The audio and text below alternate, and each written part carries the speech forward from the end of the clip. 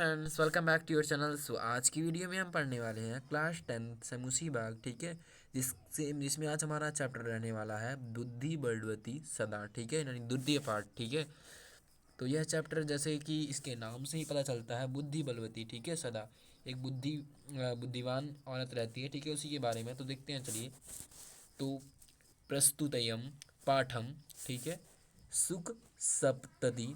ठीक है, यानी ये किससे लिया गया है, किस पाठ, मतलब ये जो पाठ है ये किससे लिया गया है। ये कथा ग्रंथस्य यानी सुख सप्तति है। कथा ग्रंथस्य संपादनम कृत्वा संगृहीतोऽस्ति अत्र पाठसे स्वल भूपत्राभ्य श्यः कान मार्गेण पितृगृहं प्रति गच्छन्त्या बुद्धिमती नाम्न्या महिलाय। ठीक है, महिलायाः मतिकौशलं प्रदर्शति वर्तते, या पुरतः समागतं सिंहमपि भीतिमुत्पादयत् ततः निवारयति। इयं कथा नीतिनिपुणयों सुखसारिकयों कथामाध्येन चरित्रविकासार्थे प्रेरयति। ठीक है, तो इसका सरलार्थ करते हैं। तो यह जो प्रस्तुत पाठ है, ठीक है, यह सुख सप्तति कथा ग्रंथ से संपादित करके लिया गया है।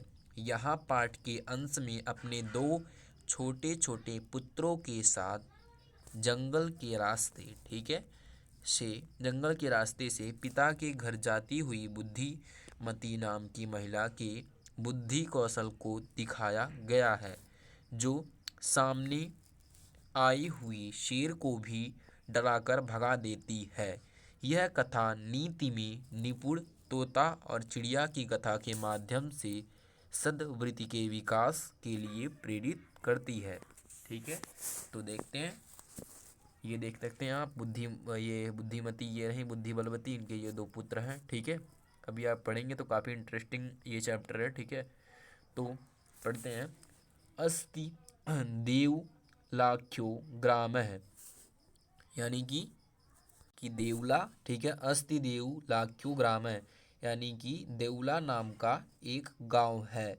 ठीक है, तत्र राज सिंह नाम राजपुत्र वसति स्म। ठीक है, यानी देवला नाम का एक गांव है और वहाँ राज सिंह नाम का एक राजपुत्र रहता है। ठीक है, राजपुत्र रहता है। एकदा केनापि केनापि आवश्यककार्येण तस्य भार्या बुद्धिमती पुत्र्यो पिता पितृगृहं प्रति चलिता। ठीक है, तो एक बार बुद्धिमती जो रहती है, ठीक है, अपने दोनों पुत्रों को लेकर अपने पितु गृह यानी अपने पिता के घर चलती है। ठीक है, मार्गे गहन काननेन सा एकम व्याघ्र ददस्र। ठीक है, यानी जब रास्ते में वो जा रही होती है तभी उसे रास्ते में एक व्याघ्र अर्थात एक बाघ दिखता है। ठीक है, सा व्याघ्र मागच्छन्तं दृष्ट्वा दाष्टयाति पुत्रो चपेटया प्रहत्य जगाद कथमे कैसो व्याघ्र बच्छड़ाया कलह कुरुथ। ठीक है, उसके बाद है अयि मेकस्तत्वदि वज भुजातां पश्चाद अन्यो द्वितीय कलिश लचल भक्ष्यते इति श्रुत्वा व्याघ्रमारी कचिदयमपि मत्वा व्याघ्रो भयाकुल चितो नष्ट। अब देखते हैं इसका सरलार्थ। तो देवला, ठीक है, देवला नाम का एक गांव है। ठीक है, आप इमेजिन कीजिए कि ये देवला नाम का एक गांव है, वहाँ राज सिंह नाम का, हाँ, वहाँ राज सिंह नाम का एक राजपुत्र रहता था। ठीक है, यानी राजा का पुत्र रहता था।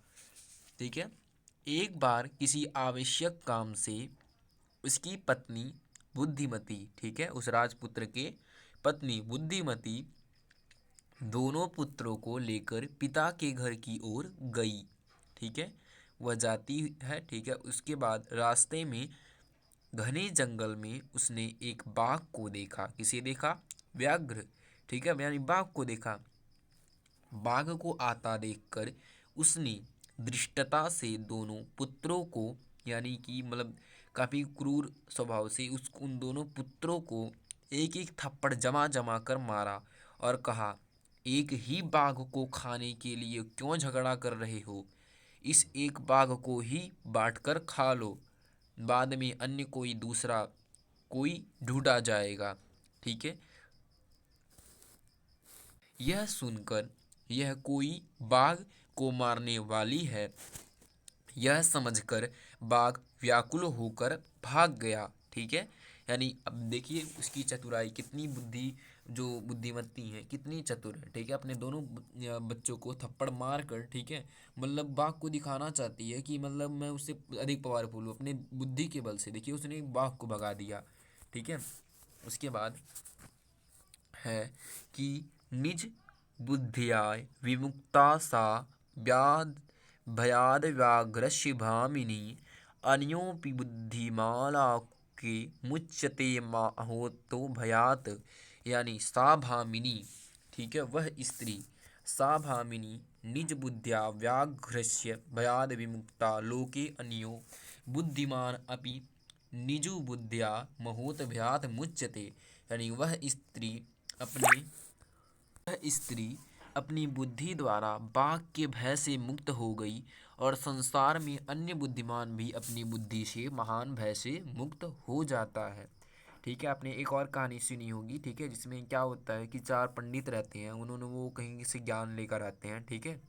और एक जो होता है ना, मतलब कहीं बाघ की हड्डी पड़ी होती है तो उसको जिलाने लगते हैं, मतलब जिंदा करने लगते हैं। ठीक है। तो वो भी एक तरह का बुद्धि का ही परिणाम है कि वो उसको बाघ मार देता है। ठीक है। मतलब वो अपनी बुद्धि का उपयोग सही तरह से नहीं करते हैं। ठीक है। फिर आगे देखते हैं हम। भयाकुलम व्याघ्र दृष्टवा कसिचत धूर्त श्रृंगालः। श्रृंगाल में क्या होता है आपको पता है ना? ठीक है। हसनाह भावान कुतः भयात पलायितः व्याघ्र गच्छ गच्छ जम्बुकः त्वामपि किंचिदं गूढ़प्रदेशं यतो व्याघ्र मारीतिः या शस्त्रे श्रूयति तयानां हन्तुमाबद्धः परं गृहत कर जीवितो नष्टः शीघ्रं तदग्रतः श्रृंगालः व्याघ्रः त्वाय महोत्कौतुकम् अवदोति यनामनुसादपि विभेषि। व्याघ्रः, अब व्याघ्र कहता है, प्रत्यक्षमेव मया सात्मपुत्रो व्यकयसो मम तो कालाः यमानोः चपेटय प्रहन्ति दृष्टा। जाम्बुक, जम्बुक कहता है, स्वामिनी यत्रास्ते सा धूर्ता तत्र गम्यतां व्याघ्रः तव पुनः तत्र गतस्य सा समुख पीछते यदि त्रहि तव्या अहं हन्तवः इति। व्याघ्रः श्रृंगालः यदि त्वं मां मुक्त्वा यासि तदा वेलाप्यवेला स्यात्। जम्बुकः यदि एवं त्रयी मां निजगले बुद्धया चलं सत्वरं स व्याघ्रः तत्कृत्वा काननं यौ शृंगालेन सहित पुनरायान्तं व्याघ्रं दूरात् दृष्ट्वा बुद्धिमती चिन्तितः जाम्बुकृत्यशाद् व्याघ्रात् कथं मुच्यताम् परं प्रत्यस्तुमपि सा जम्बुका भजयन्ती तरलज वाच। ठीक है। अब सरलाट करते हैं। तो सरलाल ने क्या होता है, सरलाल तो डर से व्याकुल बाघ को देखकर कोई धूर्त सियार हंसते हुए बोला, आप कहाँ से डर कर भागे रहे हैं? ठीक है। तो क्या होता है, अब बाघ और सियार के बीच में संवाद हो रहा है। ठीक है। तो इसको देखते हैं। क्या कहता है बाघ, जाओ जाओ सियार जाओ, तुम भी किसी गुप्त प्रदेश में छिप जाओ, क्योंकि हमने जिस व्याघ्र मारी यानी बाघ को मारने वाले के संबंध में बातें शास्त्रों में सुनी है, उसी ने मुझे मारने का प्रयास किया, परंतु अपने प्राण हथेली पर रखकर मैं उसके आगे से भाग आया। अब देखो, अब सियार बोलता है, हे बाघ, तुमने बहुत आश्चर्यजनकता बात बताई कि तुम मनुष्यों से भी डरते हो। सो बाघ मेरे सामने ही उसके दोनों पुत्र मुझे अकेले अकेले खाने के लिए झगड़ रहे थे और वह दोनों को एक एक थप्पड़ मारती हुई देखी गई। अब सियार कहता है, हे स्वामी, जहाँ वह धूर्त स्त्री है यानी दुष्ट स्त्री है वहाँ चलिए। हे बाघ, फिर वहां जाने पर वह सामने स्थित रहती है, तो तुम्हारे द्वारा मार दिए जाने मैं योग्य हूँ, यानी तुम मुझे मार देना सियार, मुझे ले चलो। फिर बाघ, हे सियार, यदि तुम मुझे छोड़कर भाग जाओगे तो कुछ समय में बदल जाएगा। ठीक है सियार, यदि ऐसा है तो मुझे अपने गले से बांध कर जल्दी चलो।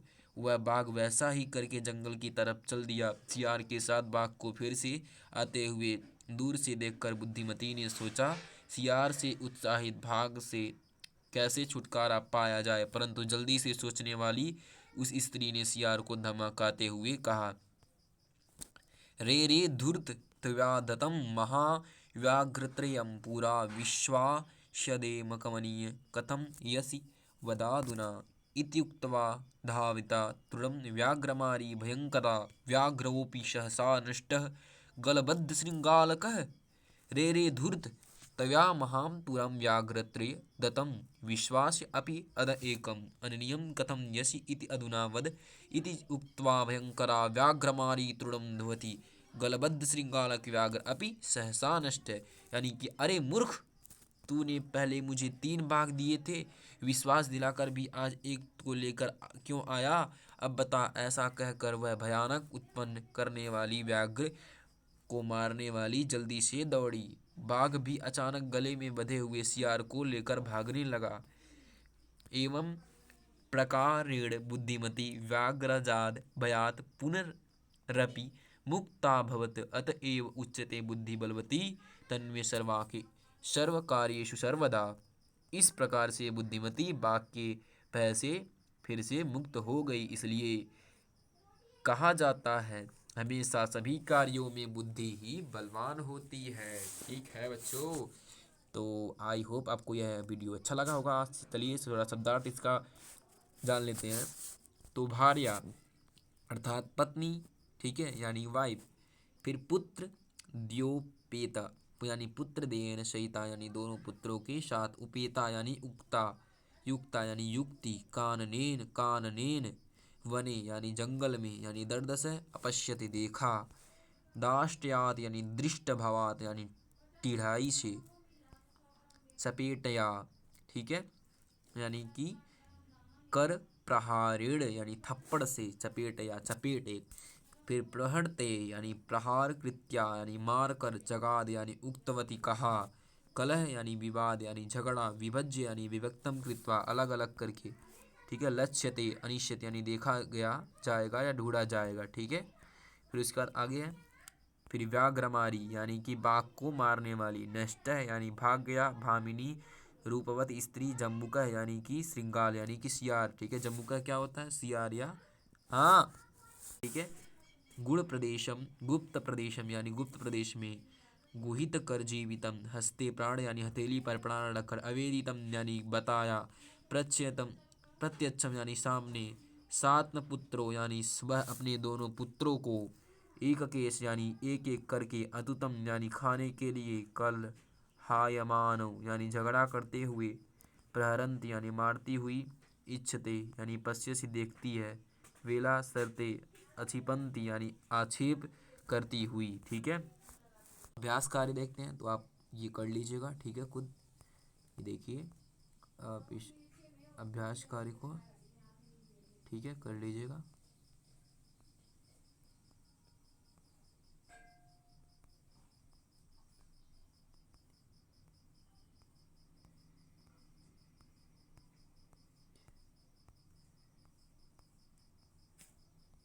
सो आई होप आपको यह वीडियो अच्छी लगी होगी। So thank you watching this video.